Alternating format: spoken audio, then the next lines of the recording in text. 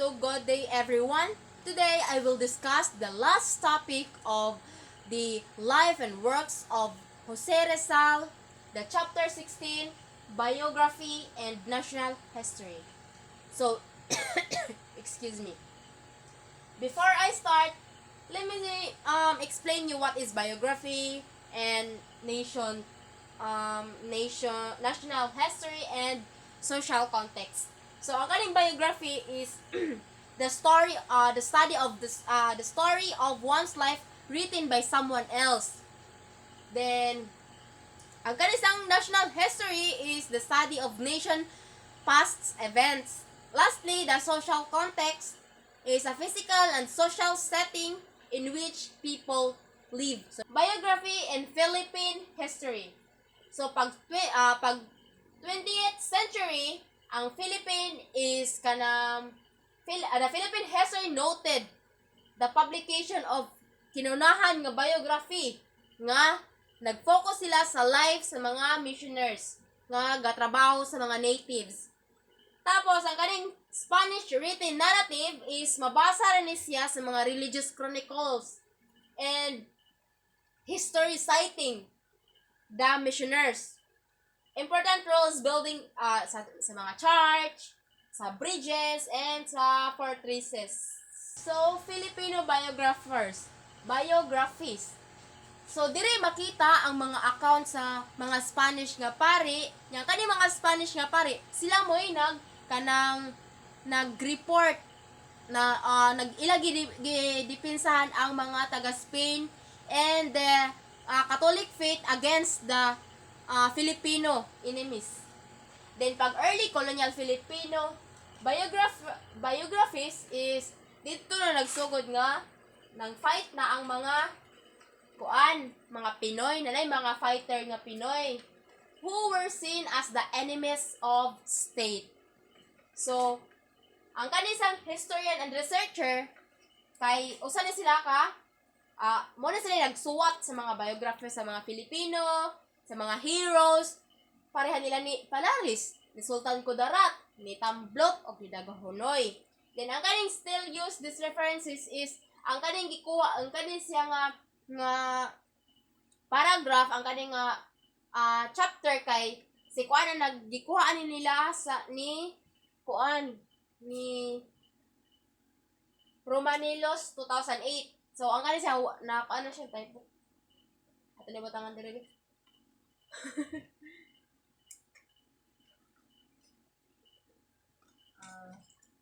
Agoy. Romanilos.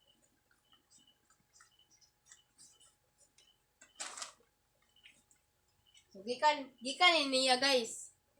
Then, pag post-war na sa Philippines, mao na nga ang study sa biography is ni broad na siya mura gifokusan na ni ang kaning biographies dire sa Philippines.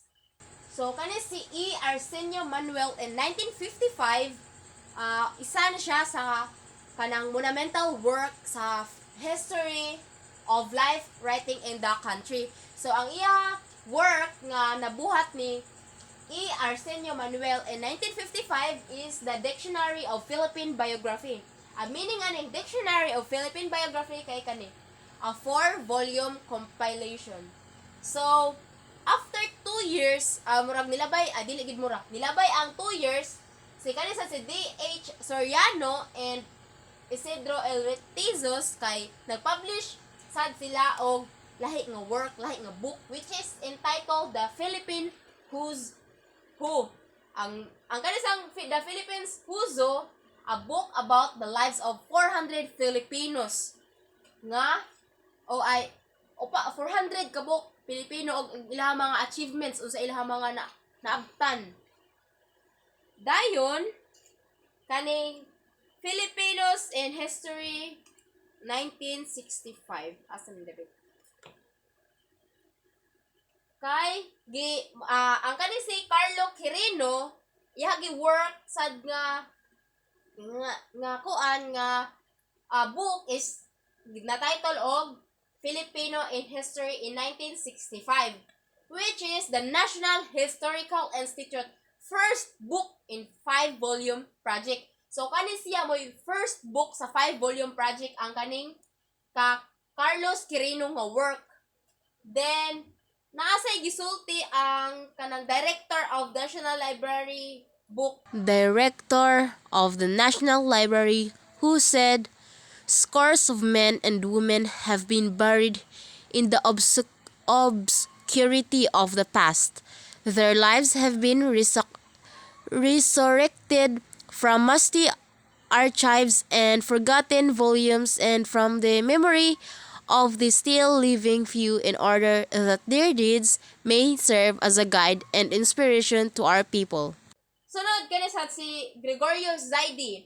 Si Gregorio Zaidi usa ka historian ug usa ka biographer. Tapos naghimo ni siya og usa na sad ka book which is entitled Great Filipinos in History in 1970.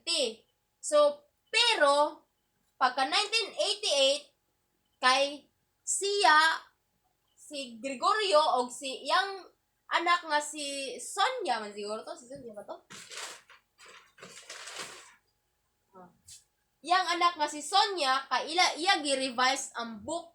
So ang kanang revision na name sa book is The Rizal and Other Great Filipinos. Ang nag-revise ani niya kay kato si papa ni Sonia Zaidi unya si kuan kasabihan si Gregorio Zaidi. Si Gregorio Zaidi ug si Sonia Zaidi sila mo'y nag-revise ato nga book which is ilan na nausab nga Rizal and Other Great Filipinos. So ang kanang meaning ani niya is kanang featuring the biographies of 40 heroes, foremost of which is Rizal. So ang sa si Sonia Zaidi is na siya gisulti sa kanang kuan mo bag ang iya purpose sa kanang nganong gi-revise ang kaning nga book which is to inspire the younger generations of Filipinos to love and serve their country. Mao siguro nga ato gid ni kanang gistudihan ang Rizal kay namay para sa nasa tay kanang paano sa mga opinion ra ba nasa siguro tay kaalam sa kanang sa past. Then ang 'di ba ang kuan ani ang book nga ato gikanang kuan karon sa aning nga sa chapter 1 to kuan kay life and work of Rizal man. So ang kaning Jose Rizal's life and works mo na siya pinaka paborito sa tanan mga writers, biographers. Then ang kani din pagkahuman na si daghan nga mga kuan na si daghan nga mga kanang biography known among the most biographies of Rizal includes the books of Austin Craig in 1913, Carlos Quirino 1940, Rafael Palma 1949, Leon Maria Guerrero 1963, Gregorio Zaidi 1981 ug si Austin Coates 1992. Dili ra si Rizal ang kanang ang mga manuwatay gid sa una nga panahon naagi daghan.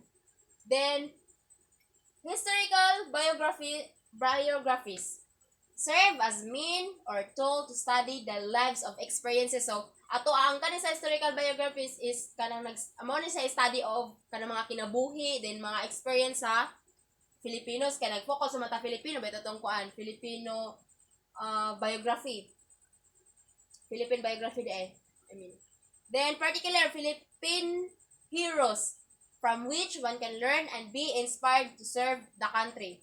So kadang kung ato na may bawaan ang kaning at ang ilahagi pambuhat, syempre ma-inspired ta din at kanang makabuhatag mga mas maindot pa nga kanang butang nga ri nga mulambo ang ato country. Nana. So, good day everyone.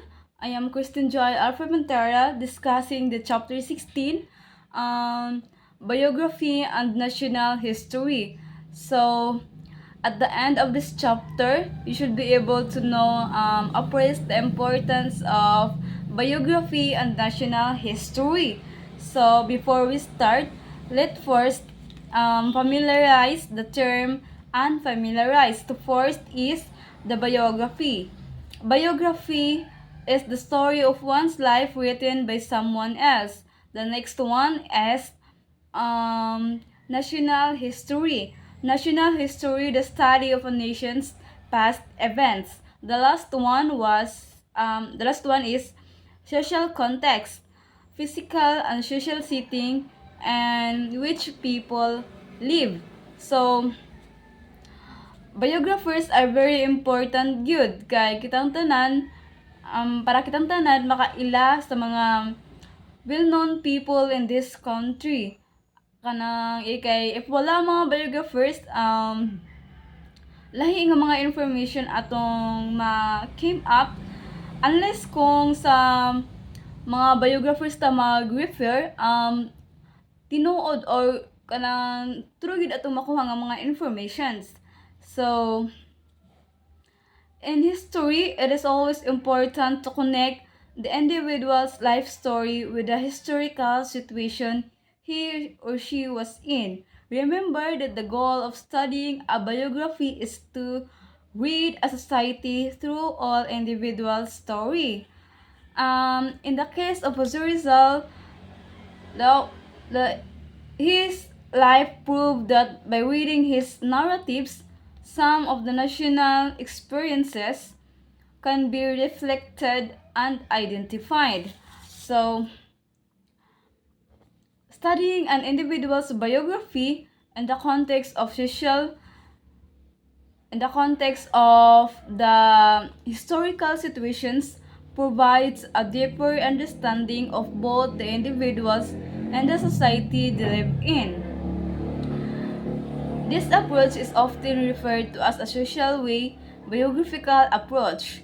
When we study a biography, we are not just learning about the individual's life, their achievements, and their struggles.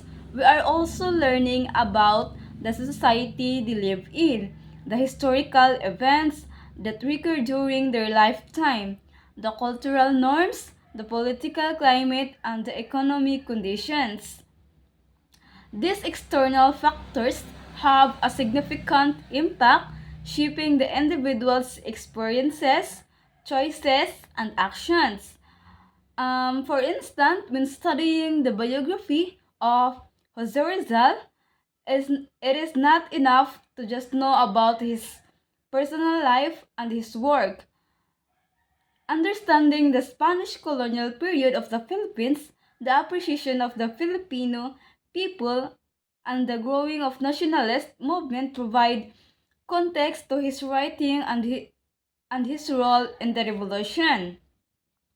It helped us understand why his work influential and why he was seen as a greatly Spanish authorities.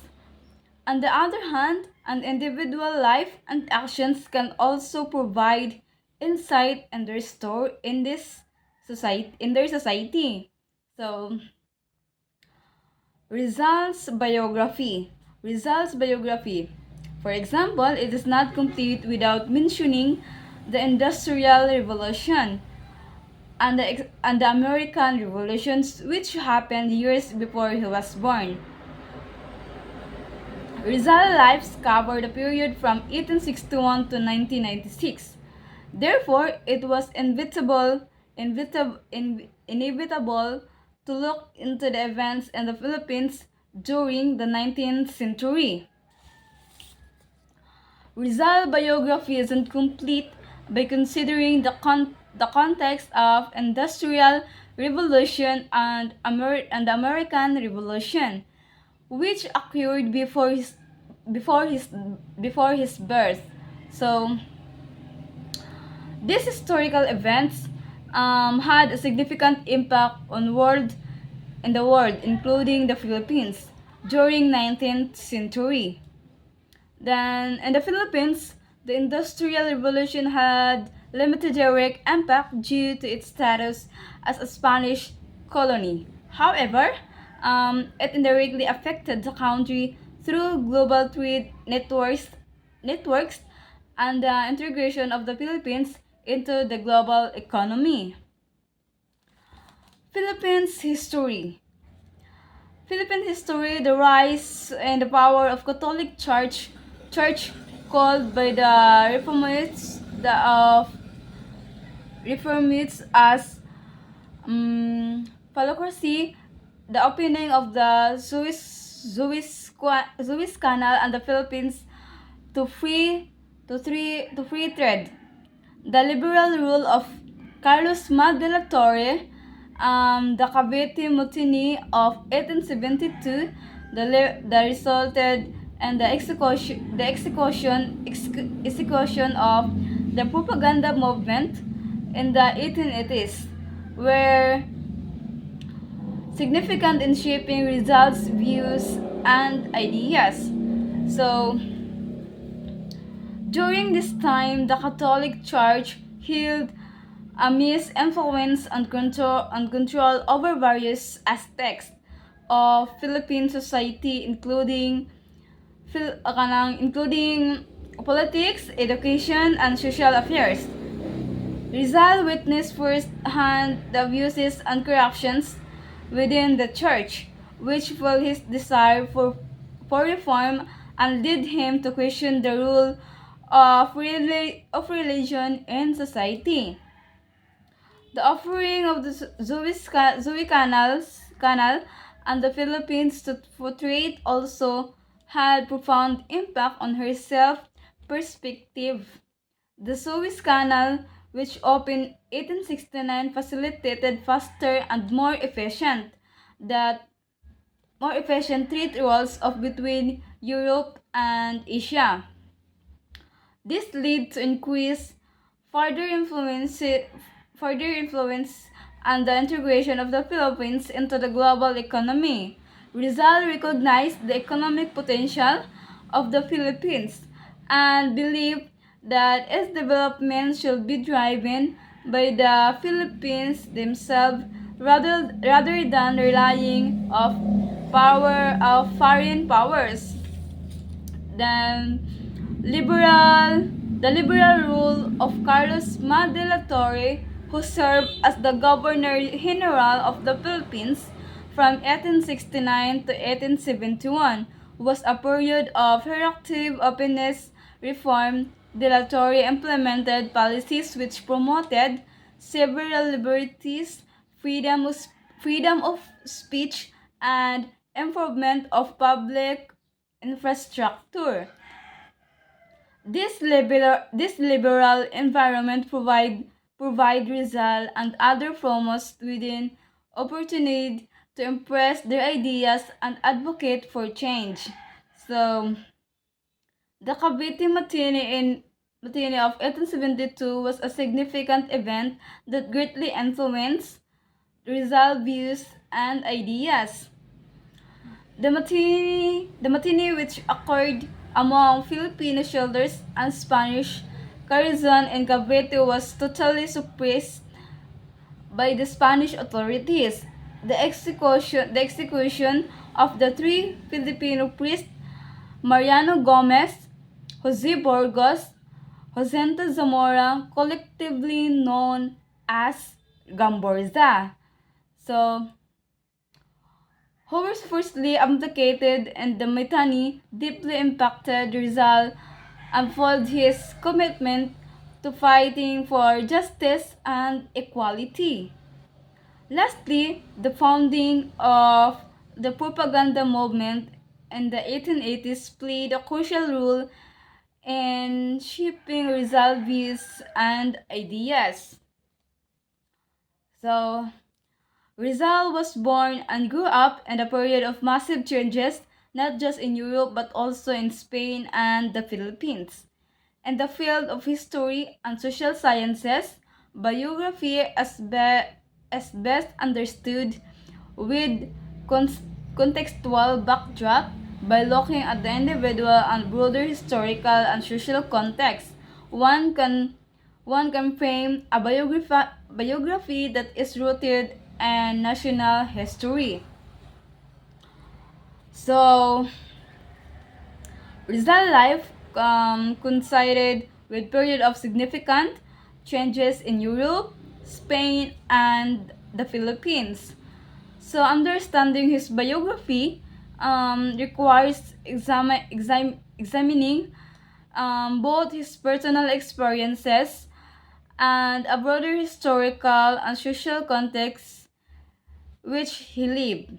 So, in the field of history and social sciences biography, it is the best understood when it's analyzed within its conceptual backdrop by considering both the individual and the broader historical and social context.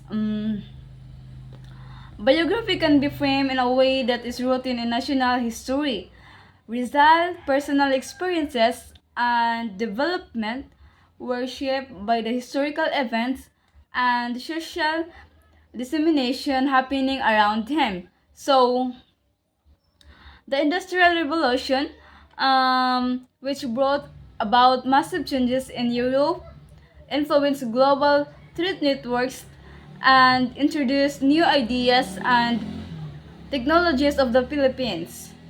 So the American Revolution with its ideas of liberty and independence inspired movements for self-determination and various parts of the world including the Philippines. So within Spain, Rizal home country, there was significant political, social, and cultural changes taking place. The rest of the liberal ideas and the push for reform challenge the traditional power structure, including the dominance of the Catholic Church. Rizal witnessed the abuses and corruption within the church, with which influenced his critical views and desires for social change. In the Philippines, um, Rizal grew up during a time of Spanish colonial rule. The country was undergo with transformation due to economic development such as opening of the Suez Canal